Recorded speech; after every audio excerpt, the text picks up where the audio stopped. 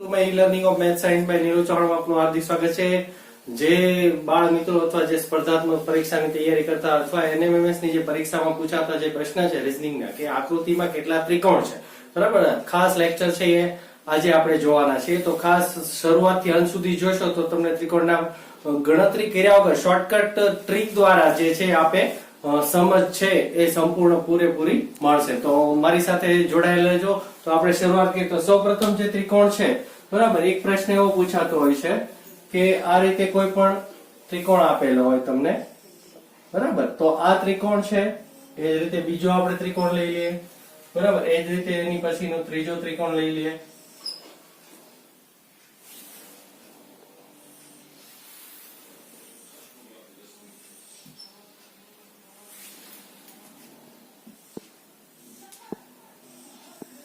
તો આ જે છે ત્રિકોણનો પહેલો પ્રકાર છે, બરાબર, આપણે પ્રકાર 1 જોવાના છે। તો સૌપ્રથમ આ ત્રિકોણ જોઈને તરત આપને ખ્યાલ આવી જાય કે આ અહીં આપેલો જે ત્રિકોણ છે એની સંખ્યા કેટલી છે, તો તરત આપણને ખ્યાલ આવે કે આપેલ ત્રિકોણ છે એમાં એક જ ત્રિકોણ છે સમાયેલો છે। તો ત્યાર પછી બીજા નંબરની આકૃતિ આપણે આને લઈએ કે જે ત્રિકોણ છે એના કેટલા ભાગ કરે છે, તો કે 1 અને 2, બરાબર। તો આ આપેલ ત્રિકોણ જે છે આનો જવાબ છે 2 નથી। ખાસ યાદ રાખો મિત્રો કે આ બંને જે સંખ્યા છે 1 + 2 એમ કરવાથી જે આપણને સંખ્યા મળે, એક ત્રિકોણ, બે ત્રિકોણ અને એક આખો ત્રિકોણ, એમ સંપૂર્ણ જે છે એ આપણને 3 ત્રિકોણ છે એ મળે છે, બરાબર।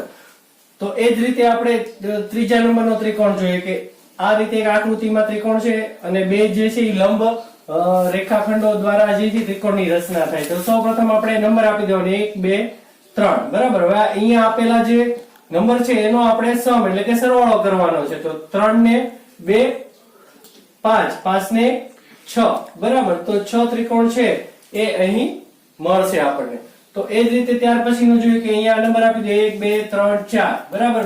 જે તમામ જે આપણે નંબર આપેલા છે એનો સરવાળો કરીએ, બરાબર, 4 ને 3 7 8 9 ને 10, તો 10 ત્રિકોણ છે આપણને મળશે। હવે અહીંયા આપણે સરવાળો કરવામાં ઘણીવાર મુશ્કેલી પડતી હોય, બરાબર, કે થોડો સમય ખાતો હોય, તો એના માટે એક સૂત્ર પણ છે કે આપેલ જે ત્રિકોણ છે એનું આપણે સૂત્રો દ્વારા કેવી રીતે, તો કે તો અહીંયા તમે જોઈ શકો છો આ સૂત્ર દ્વારા પણ ઝડપથી ગણતરી થાય। તો n એટલે જે આપણી જે અહીંયા સંખ્યા આપેલી હોય, બરાબર, જે છેલ્લો અંક હોય છે 1 2 3 4 5 હોય તો 5 લેવો, તો n બરાબર આપણે 4 લઈએ, બરાબર। તો 4 કૌંસમાં 4 વત્તા એટલે 5 થશે ને, ભાગ્યા 2, અહીંયા 2 દુ 4 ઉડાડી દો ને 2 ગુણ્યા 5 કરશો, 2 પંચા 10। તો આ રીતે પણ તમે એની ગણતરી કરીને આ સૂત્ર દ્વારા પણ ત્રિકોણની સંખ્યા શોધી શકો। એ જ રીતે અહીંયા 4 છે એની બદલે 6 હોય 7 હોય તો પણ જે છે આ ત્રિકોણનો જે પહેલો પ્રકાર છે એને આપણે આ રીતે ખૂબ જ સરળતાથી અને ઝડપથી 2 થી 3 સેકન્ડની અંદર આપણો જવાબ છે એ મળી જાય છે। ત્યાર પછીનો ત્રિકોણનો પ્રકાર આપણે જોઈએ।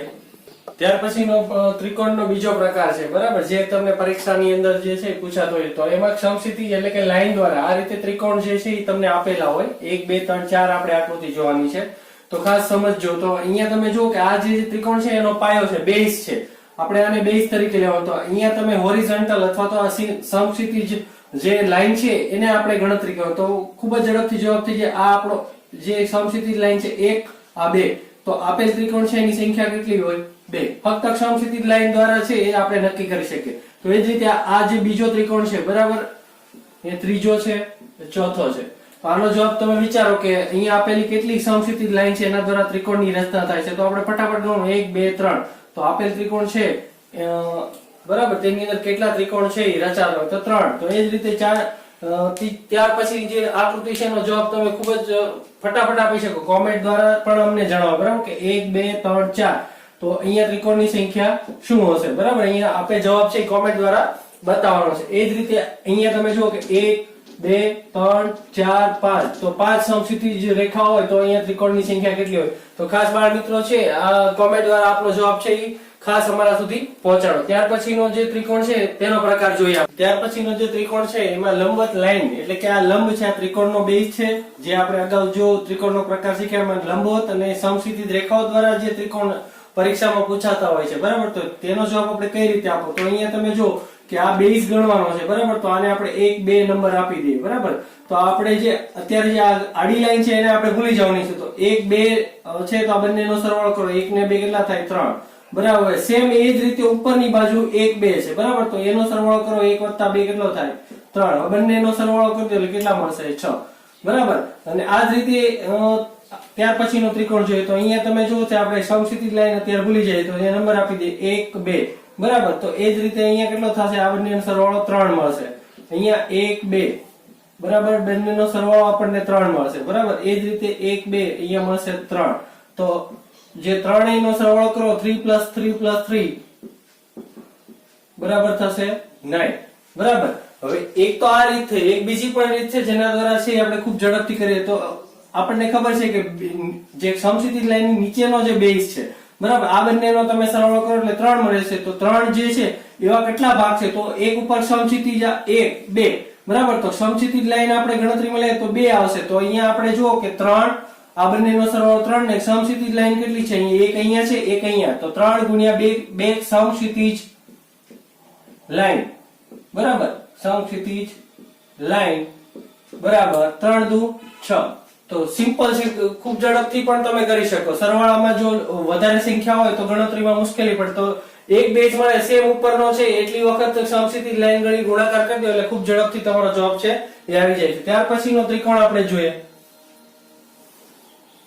બરાબર આ રીતે ત્રિકોણ આપેલો હોય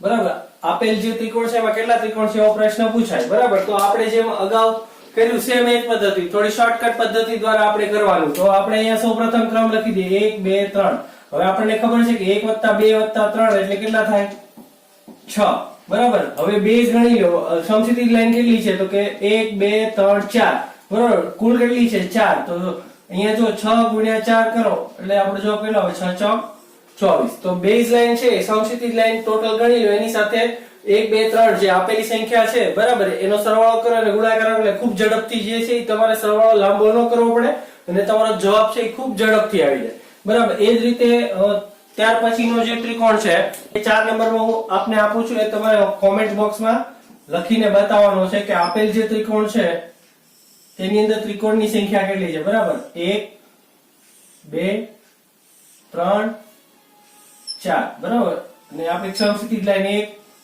2 3 4 તો આ જે છે એ પ્રશ્નનો જવાબ છે આપણે કોમેન્ટ બોક્સ ની અંદર લખીને મને જણાવો બરાબર કોમેન્ટ બોક્સમાં કેટલા ત્રિકોણ છે રચાશે ખૂબ ઝડપથી છે એ તમે ક્રમ આપી દો 1 2 3 4 5 અને ત્યાર પછી કેલ્ક્યુલેશન કરીને છે આપણે જવાબ આપવાનો છે બરાબર તો ત્યાર પછીનો જે ત્રિકોણ છે પ્રકાર 4 એ આપણે શીખવાના છીએ ત્યાર પછીનો ત્રિકોણનો પ્રકાર ચોથો છે ત્રિકોણની અંદર કેટલા ત્રિકોણ બરાબર તો આ રીતે એક આકૃતિ આપણે દોરી છે ત્રિકોણ અને અંદરની બાજુ એક ત્રિકોણ તો ખાસ તમારે એ યાદ રાખવાનું કે જ્યારે ત્રિકોણ જે બહારનો ત્રિકોણ છે અને એની અંદરનો જે ત્રિકોણ છે આ ત્રણ બાજુએ જે છે એ જ્યારે સ્પર્શ કરતો હોય એટલે કે ટચ કરતો હોય અંદરની બાજુનો ત્રિકોણ બરાબર તો આને આપણે સંખ્યા લખીને પણ કરી શકીએ 1 2 3 4 બરાબર આ બધી જે તો ત્રિકોણની અંદરની બાજુનો એક ત્રિકોણ જ્યારે આપ્યો ત્યારે અંદરની જે સંખ્યા છે 1 2 3 4 ત્રિકોણ અને એક બહારનો એટલે ટોટલ 5 થશે તો આ રીતે બીજો એક આપણે જોઈએ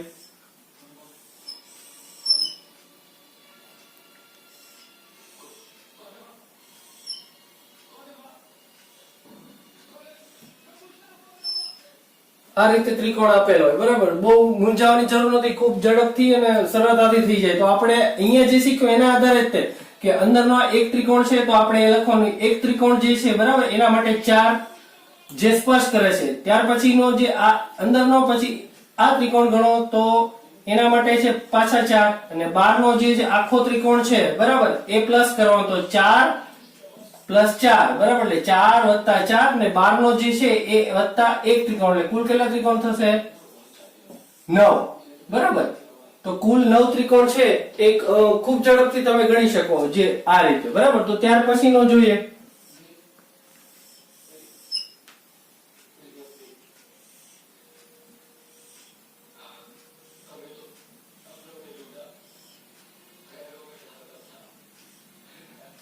આવી આકૃતિ જોઈ છે કે વધારે પડતા ત્રિકોણ દેખાય તો આપણે આમ કેલ્ક્યુલેશન કરવામાં છે મૂંઝાવાનું નથી બરાબર જેમ અગાઉ કર્યું સેમ એમ જ કે સૌપ્રથમ અંદરનો એટલે 4 ત્યાર પછી બહારનો બરાબર એટલે 4 1 2 થયા ત્યાર પછીનો આ ગણો 4 બરાબર અને સંપૂર્ણ જે આખો ત્રિકોણ છે +1. હવે આનો સરવાળો કરી દો. 4 4 8 4 12 ને 13.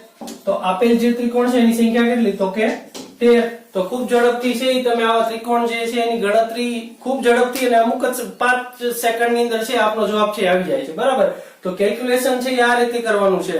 અને NMMS ની અથવા સ્પર્ધાત્મક પરીક્ષાની જે તૈયારી કરતા હોય એમાં ખાસ મહત્વનું એ હોય છે કે આપનો સમય મુજબ સંપૂર્ણ પેપર છે એ પૂર્ણ કરીને સાચા જવાબ સાથે કરવાનો હોય. તો ખાસ અમારા આવા વિડિયો છે ત્યાર પછીનો પણ એક આપણે રીઝનિંગ ની આકૃતિ લઈને ચોરસ જે છે તેની અંદર કેટલા ત્રિકોણ એ પણ લઈને આવવાનો છું. તો ખાસ મારી ચેનલ ઉપર જો તમે નવા હો તો ખાસ સબસ્ક્રાઇબ બટન ઉપર ક્લિક કરો અને બેલ આઇકોન ખાસ દબાવી દેજો. બરાબર? તો ફરી એક નવા વિડિયો સાથે મળીશું. Thank you very